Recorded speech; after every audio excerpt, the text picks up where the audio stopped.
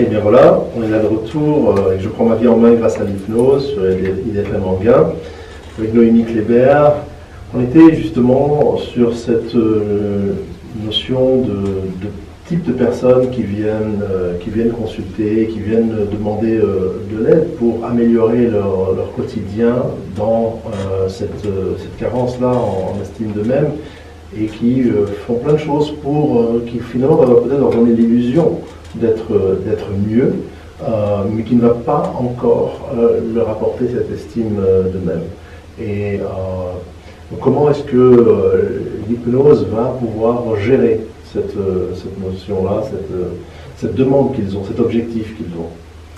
Alors, l'hypnose ne va pas proposer un protocole type dans ce domaine-là. C'est pour ça que quelqu'un qui a une carence de l'estime ou de la confiance ne pourra pas vraiment fondamentalement trouver la solution dans les livres, parce qu'il est essentiel d'avoir ce rapport à l'autre. Le praticien va, dans son recueil d'informations, en tout début de la consultation, va écouter son patient, va écouter son histoire, et en fonction de ce que le patient va raconter, comment il va se raconter, eh bien le praticien va choisir une façon d'aborder cette problématique, et ce qu'on appelle, nous, dans notre langage, des protocoles. Oui. Et il n'y a pas un protocole, mais plein de protocoles. Alors lequel choisir? Et c'est en fonction de ce fameux recueil d'informations. Dans tous les cas, la chose qu'il y aura systématiquement, quel que soit le protocole choisi, ça va être cette question cruciale qui est et si vous aviez une baguette magique, qu'est-ce que vous en feriez? Alors bien souvent, les gens écarquillent les yeux. Tout? Je peux vraiment tout faire avec cette baguette? Oui, vous pouvez tout faire.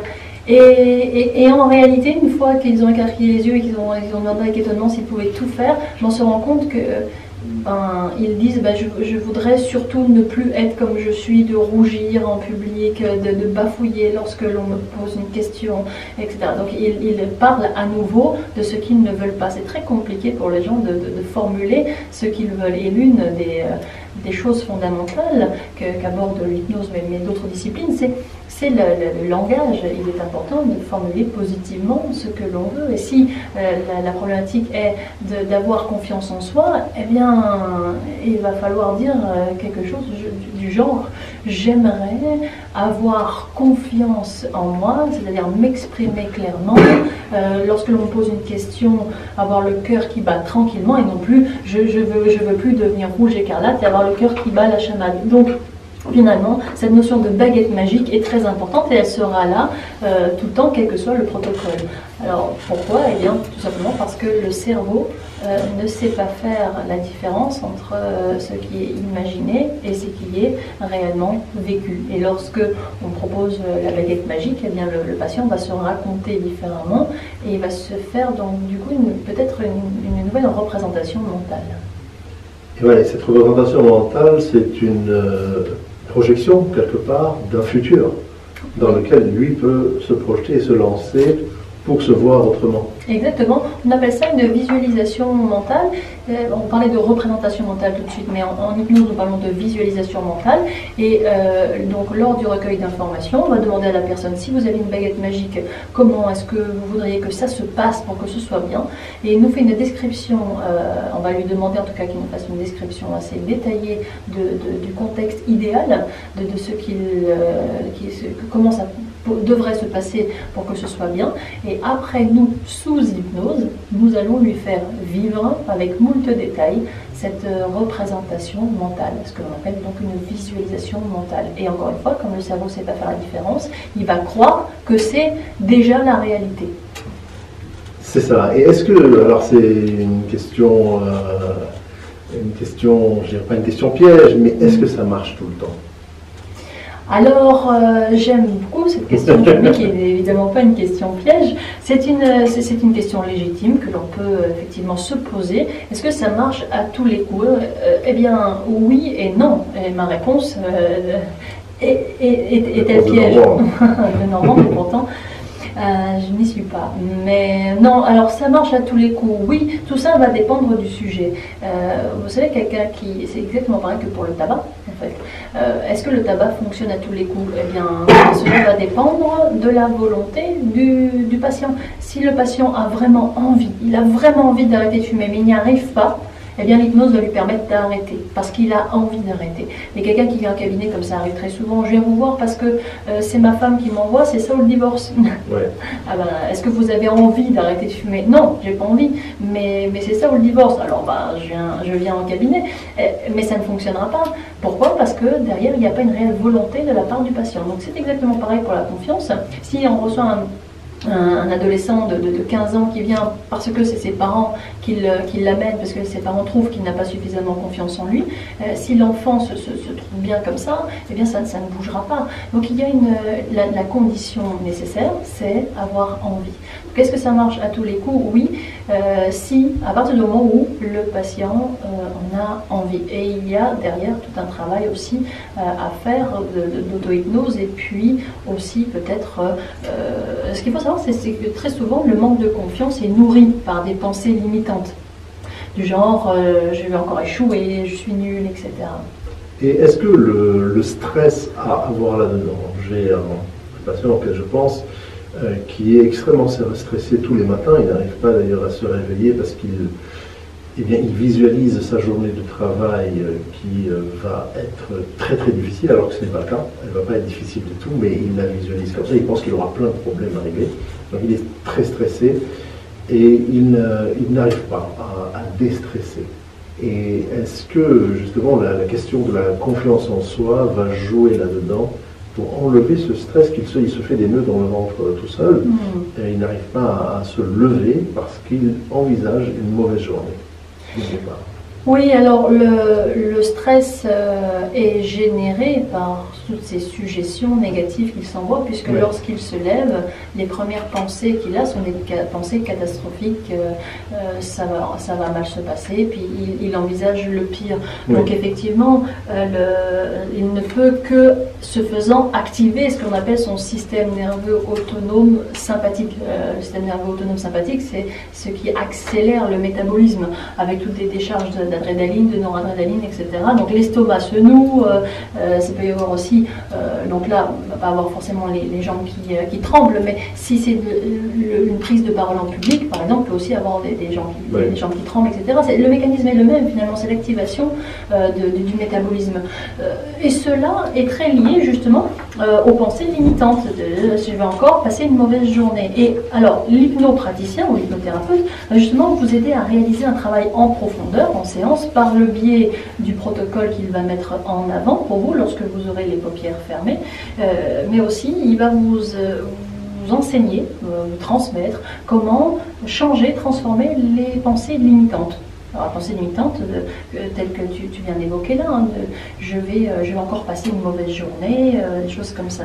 Donc ça, c'est vraiment l'une des choses fondamentales qu'il y a à aborder, que l'on va peut-être d'ailleurs aborder maintenant, cette notion de suggestion négative. Voilà, c'est ça. Et dans cette optique-là de cette séance d'hypnose, tu as mentionné quelque chose que peut-être les gens ne savent pas, c'est les paupières fermées. Oui. Alors c'est intéressant. Pourquoi faut-il fermer les paupières? Pourquoi faut-il fermer les yeux Tout simplement parce que quand on a les paupières ouvertes, on est, entre guillemets, parasité par toutes les sollicitations extérieures. Nos yeux se baladent et se posent sur un objet ou un autre, ça attire notre attention et on est du coup moins à même d'être connecté à l'intérieur de soi. Une séance d'hypnose peut se faire les paupières ouvertes, il n'y a pas vraiment d'inconvénient majeur, c'est simplement que ça facilite pas, les paupières ouvertes, ça ne facilite pas la relaxation. Voilà. Mais lorsque l'on est dans notre vie de tous les jours hyper absorbé par quelque chose, que nos yeux s'écarquillent, on est à ce moment-là dans un état modifié de conscience. Donc l'état modifié de conscience peut se faire et se trouver les paupières ouvertes. Oui, tout à fait. C'était en fait plus pour aller dans le sens de de meilleure connexion avec soi-même. Exactement. C'est pour ça. faciliter, tout simplement. Faciliter Une séance d'hypnose, c'est une séance qui dure à peu près en tout et pour tout 1h30. Si le patient laisse les paupières ouvertes, disons qu'il ne met pas toutes les chances de son côté pour faire ce qu'il faut, en réalité, tout simplement. Exactement. Très très bien. Et donc, on a un protocole spécifique qu'il faut suivre qui va être adapté aussi à chaque personne, puisque chaque personne étant unique, elle a sa propre problématique à régler dans cette histoire de confiance d'elle-même, et on va devoir adapter un protocole pour elle. Voilà, c'est ça. C'est vraiment sur mesure. C'est vraiment sur mesure, mais dans tous les cas, ce que l'on constate, c'est que l'on va demander on va pas forcément lui demander comme ça en tant que tel, mais on va faire comprendre à son inconscient, parce que c'est bien à l'inconscient que l'on s'adresse par le biais de l'hypnose, faire comprendre à son inconscient d'arrêter cette quête de reconnaissance, cette quête d'amour au travers l'autre, et que tout ça, c'est à l'intérieur d'elle. Et au lieu de chercher l'amour au travers l'autre, elle va peut-être, justement, commencer à s'aimer elle simplement, sainement.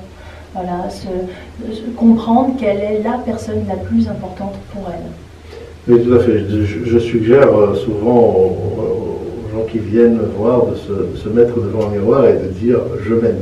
Exactement, c'est intéressant, je me ce que tu dis là. Hein. Se mettre devant le miroir et se dire « je m'aime », c'est aussi se rendre compte que l'on est important, c'est prendre soin de soi. Prendre soin de soi, c'est la nourriture de la confiance et de l'estime. Lorsque je prends soin de moi, je prends soin de l'autre, et c'est quelque part l'effet boomerang.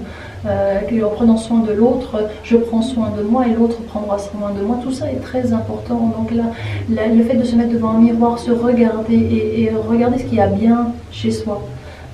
Et ne plus focaliser sur tout sur la comparaison. Voilà, cette notion de comparaison, elle est délétère. Vraiment, c'est quelque chose à mettre à la poubelle. Absolument. Et pour revenir sur l'histoire des notes américaines, c'est intéressant qu'eux ne notent pas en termes de chiffres, mais en termes de lettres. Donc on est à A, B, C ou D, mais c'est une fourchette. Le A, c'est entre 15 et 20, on va dire comme ça. Mais il n'y a pas de note exacte, parce qu'on ne va pas noter comme ça une personne. Et donc c'est un approximatif, une évaluation approximative de la personne qui est importante pour la personne elle-même. Et voilà. Et dans cette séance d'hypnose, y a-t-il un protocole particulier que tu affectionnes particulièrement, que tu aimes, qui est parce qu'il y a une base que tout le monde a, c'est une base très... la plupart des problèmes, des mots que les gens viennent voir, elles découlent seulement de confiance en soi. Oui, il y a effectivement, je vais peut-être alors évoquer un des protocoles que j'affectionne particulièrement. Il s'agit plutôt de l'approche de François Roustan, à savoir arrêter de vouloir faire. Parce que les gens qui viennent en cabinet sont des gens, justement, on a compris, qui font plein de choses. Elles ont lu plein de livres, des ouvrages, elles ont écouté, etc., des émissions et autres.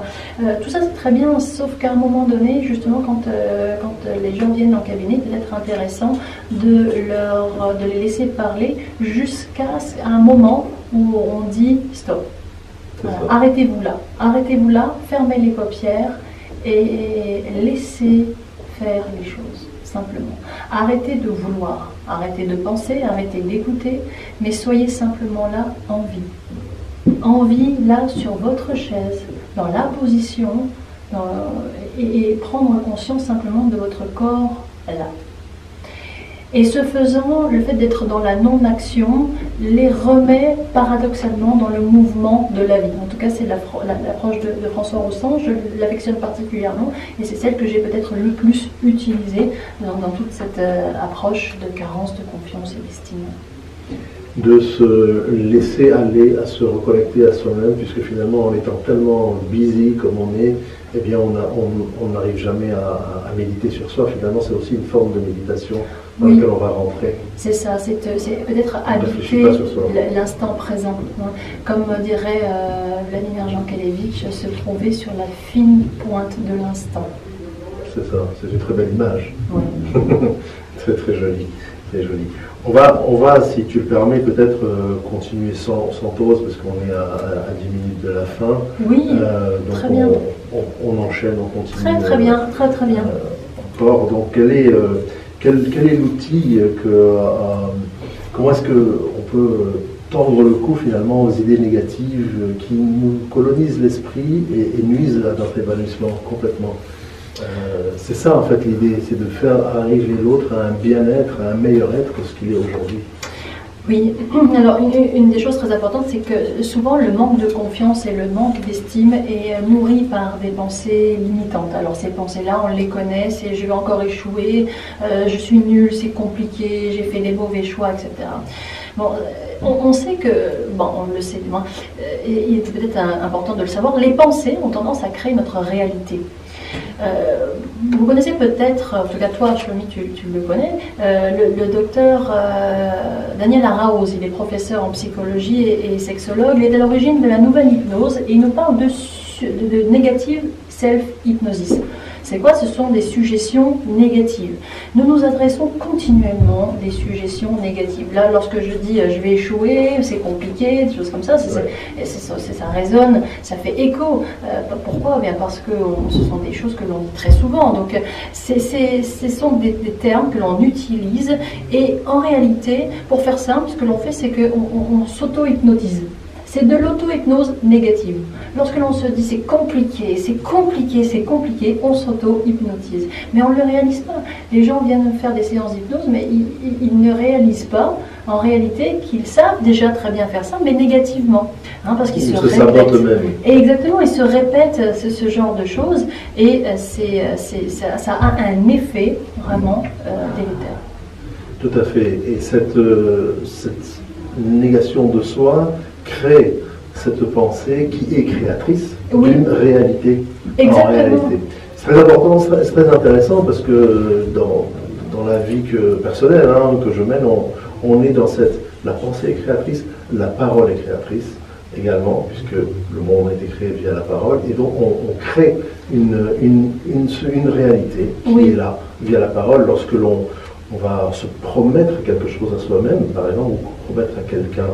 Donc on va faire une suggestion de promesse de faire quelque chose, on va créer une réalité. Maintenant, il y a une promesse de vente, d'achat, de devenir mieux, de faire ça. Donc quand on va rentrer dans l'hypnose, on va se promettre à soi-même de changer. Voilà. Donc de changer sa propre réalité grâce juste à cette pensée-là. Exactement, grâce à cette pensée-là, encore faut-il que cette pensée soit formulée avec des bons mots. Pourquoi? Eh bien parce que l'inconscient entend mais ne comprend pas la négation.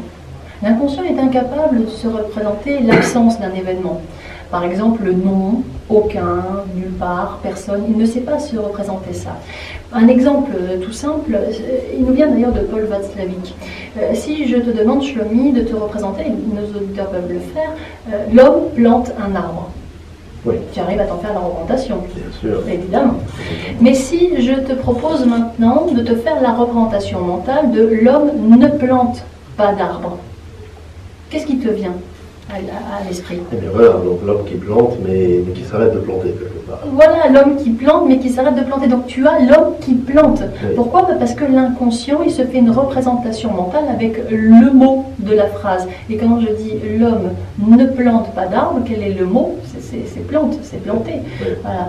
Eh bien, une fois que l'on a compris ça, on a tout compris. Parce que Watzlawick, lui, donc c'est un chercheur de l'école de Palo Alto, enfin de l'Institut Palo Alto, et il dit que le langage, il possède des caractéristiques, il est condensé, figuratif, positif, concret, et surtout, la négation lui fait défaut. Donc l'homme ne plante pas d'arbre, on se fait la représentation mentale de l'homme qui plante un arbre, et puis on fait une croix rouge par exemple. Oui, mais c'est trop tard. N'imagine pas un éléphant rose.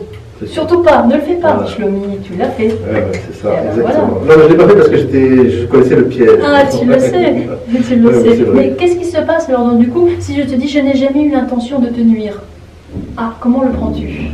Il y avait quelque part une intention derrière, mais qui peut-être été annulée entre-temps. Mais qu'est-ce qu'on entend là? Je n'ai jamais... Eh oui, on entend nuire. Oui. Voilà. Et alors quand on met ces exemples-là en avant, c'est beaucoup plus simple à comprendre. Mais il se passe exactement la même chose lorsque l'on dit je suis nul. Qu'est-ce qu'on entend? Nul. Nul, exactement. Alors, voilà, je suis nul. On entend nul. Et quel est le message que l'on cherche à faire passer dans je suis nul?